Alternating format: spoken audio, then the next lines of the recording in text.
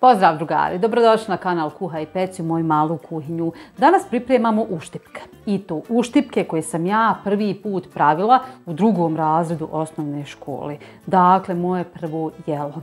Trebaju vam znači samo brašno, so, voda. Naravno, prže se na masnoći, ne upijaju masnoću uopšte.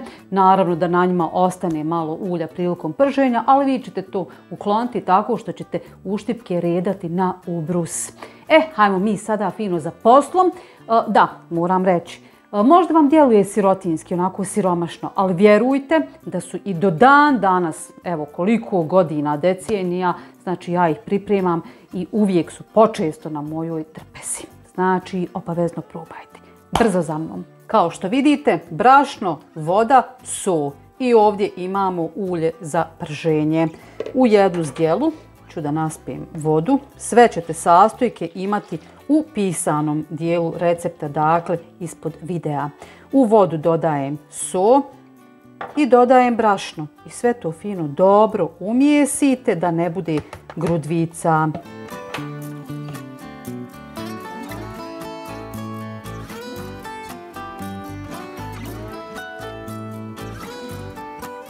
Evo vidite kakva je struktura tog tijesta. Znači nije ni prevodeno, ali nije ni gusto. Lagano spada sa viljuške. Tijesto je spremno. Idemo ulje dobro zagrijati. Evo ulje je vrelo. Sada kašikom vidite vadimo i stavljamo na vrelo ulje. Vidite kako fino cvrči. Znači ovom supenom kašikom fino zagrabite i redate.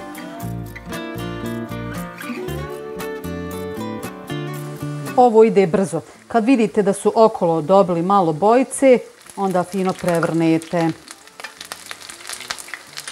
I s druge strane sačekate. Evo malo prska. Sačekate da porumeni sa druge strane.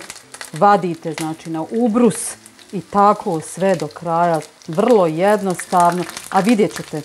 Eto, odlučite se da probate jednom. Nemate šta pokvariti. Eto ga. Kako rekoh, odsjedite ih prvo ovako i prebacujete na ubrus. Da pokupe evo ovaj višak masnoće, znači u kojem su se pržili.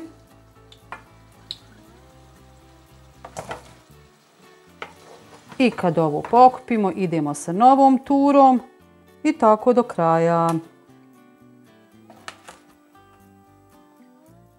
I evo, dragi moji uštipci su gotovi. Otprilike vam treba za jednu tavu možda minuta i po, sve zavisi od jačine. Ja sam pekla na najjačoj, znači što se tiče ringle, na najvećem broju.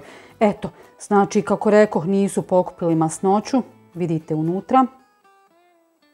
Uopšte nisu masni unutra, tako da možete navaliti slobodno.